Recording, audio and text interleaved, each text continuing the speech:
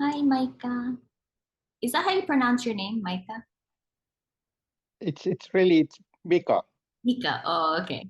but in non-duality circles, everybody calls me Mike, so it sounds Okay. all.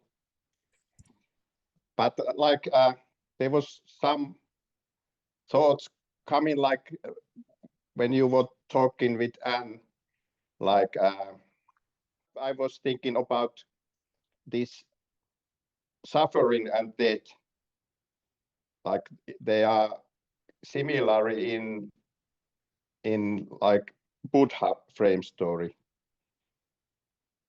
Like they often, what do you think that they may be often like triggering the seeking? Like it was in my case, like 40 years ago, my father died, and he had cancer, and before that, my brother had been ill long time, and like that was triggering seeking in my case, and like I was just like wondering about these things, that it would be nice to hear what you feel about them. Well, what did you say about other people triggering the seeking? How is it?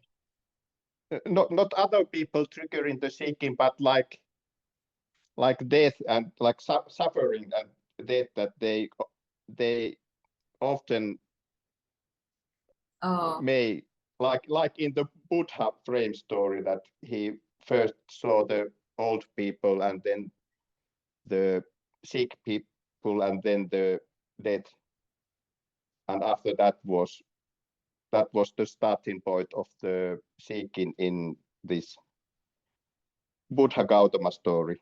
yeah, yeah. Yeah, suffering is definitely, it can propel the seeking, it can intensify the seeking, and it can also reverse the seeking sometimes. There can be a collapse of the hope for something better. So it can be both.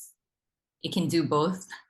It can it can perpetuate the dream and intensify the reality of this dream, and it can also push you out of the dream because it's just too much to bear sometimes. Um yeah, so yeah, it's interesting that that's why there's no formula for anything, because it really does depend.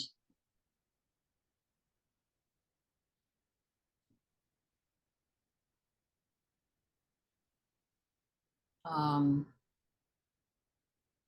yeah, because it's so ironic. It really is like whatever keeps you in the dream can also just equally kick you out of the dream or wake you up from it.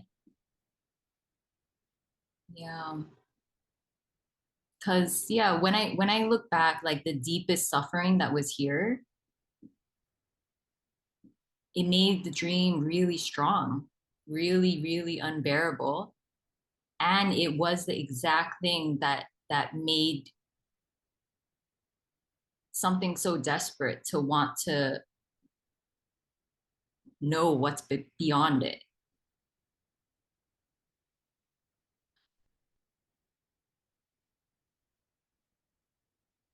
Yeah. So yeah, seeking, I can't see seeking as a good or bad thing. I can't see the suffering as a good or bad thing. It's just what it is. It just seems to be a part of this play.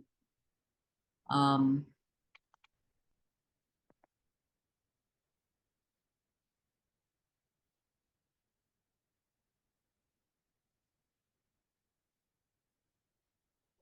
But it can also like make you like think things in a different way, that like most of the people, and then you may, like I was bullied in when I was teenager, I think, because I was like not in the same, I didn't get like connection so much to the other people, because I have had different history, like these traumatic things that I in the way, no, that's also like a story, but it may sometimes that affect to the way of your being. Oh yeah. Yeah. Yeah, sometimes I wonder like if I this is just hypothetical, but like, if I wasn't so neglected as a child and my conditioning wasn't that bad, I could be a healthy, functional individual in society. I could see how that's possible, but that wasn't the case. And yeah, it was the neglect in childhood that really made the psychology here, or the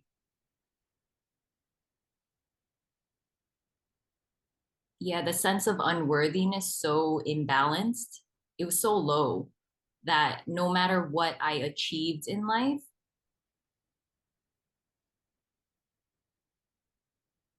it didn't matter. It didn't make me feel good. It just perpetuated the conditioning of like, this still isn't it. I still feel unworthy. I still don't feel good enough. Um,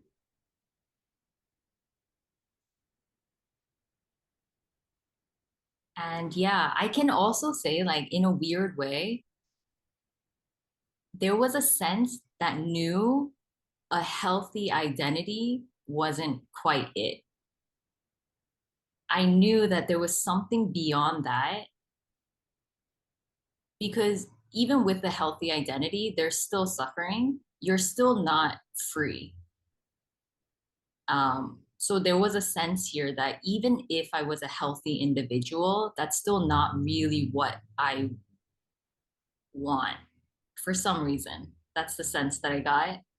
And so that's why I never even like, yeah, I tried to make myself healthy, but it was never really the end goal, at least for this body for some reason. Yes, and sometimes I remember that sometimes there was this romantic idea towards suffering in here, like artists and like have often have these difficult times, like, but that's not also healthy way to somehow, but that's quite common way also that suffering is taken, I Like think. you said, as an artist. Like many like writers and composers and these guys that they have had really difficult, like Schubert, like he had was it like 14 sisters and like 9 of them died when he was, and the people often think that in Schubert's music that there is, it's so great because there is the sense of death always somehow present. Hmm. Yeah, yeah. The artist usually uses the deep suffering to create, yeah, great art. I definitely did that too. It was an outlet. Um, yeah. And whatever the identity touches, it can't help but try and enhance itself in some way, get meaning and value out of, you know, whatever art form, whatever creation. Um, and so it's always a little tainted with like, the artist has this dilemma of like, okay, what's pure expression and what is being a little bit manipulated by the identity, making it something, or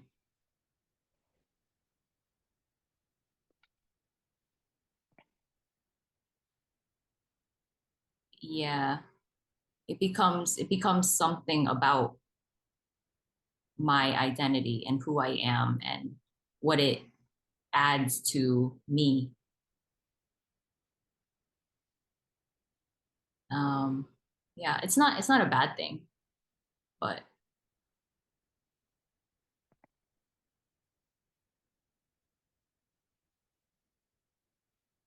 yeah,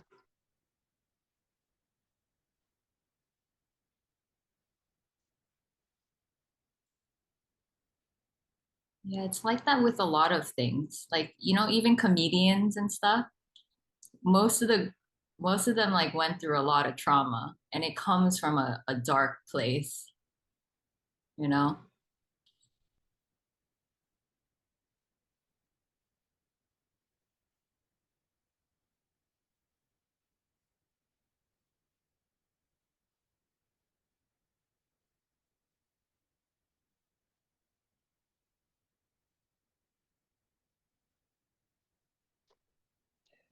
Yes. Okay.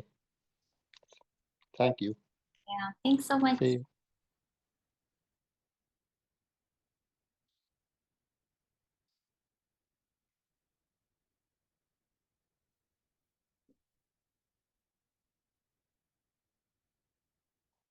Really wanted to add to the conversation, um, just in the sense that, like, it's that identifying with all of that I think for myself perpetuates the seeking the me identity. And I noticed, especially after I had that big energetic release in last session, there's like a clarity, and there's this, I think it really helps also, Suzanne, when you express the habits of the body.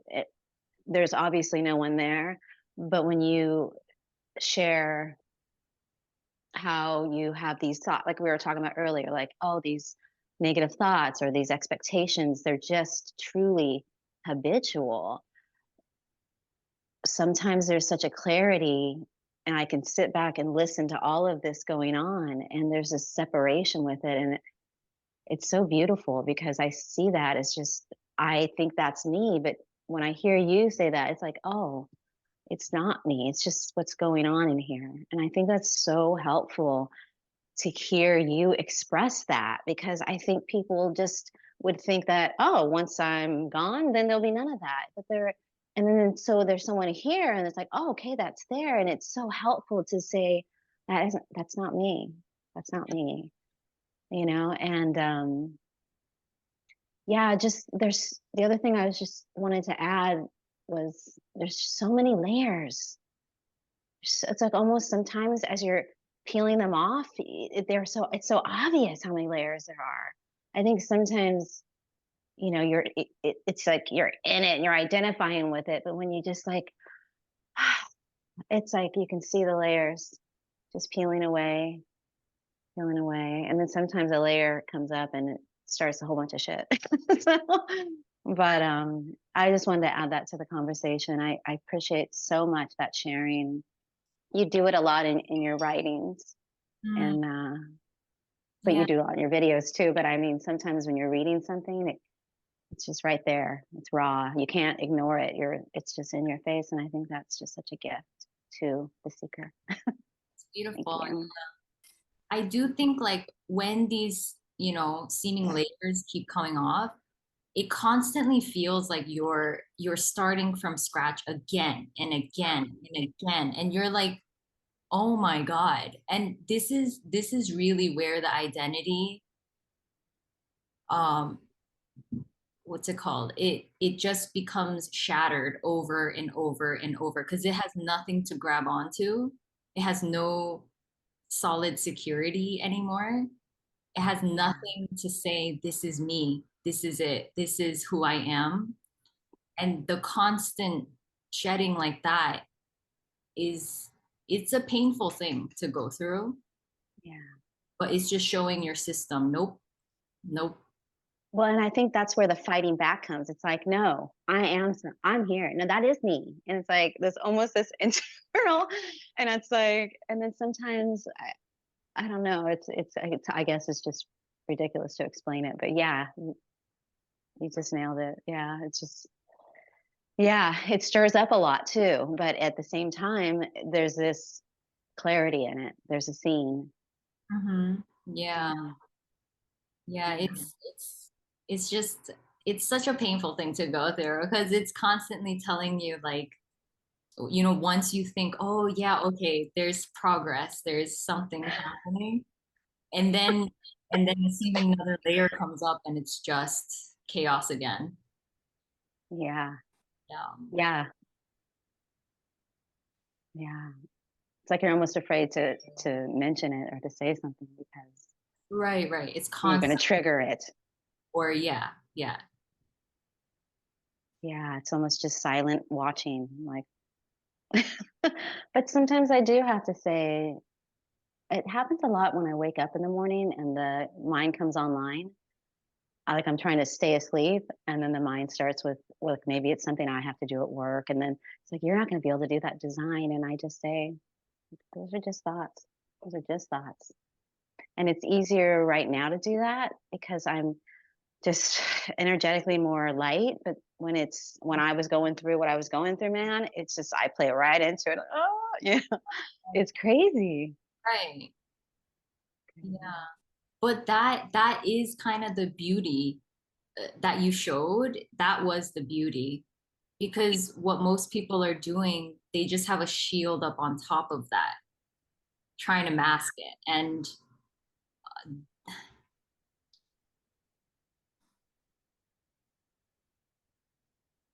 yeah, like, you know, how life appears is not linear. It's not one way. It's not just beautiful. It's everything. Yeah. Yeah, I think too, when it's funny because I wanted to get to this energetic space because I thought in here I could deal with the emotions as they come up. But honestly, I think I'm back where you just described, where everything's fine.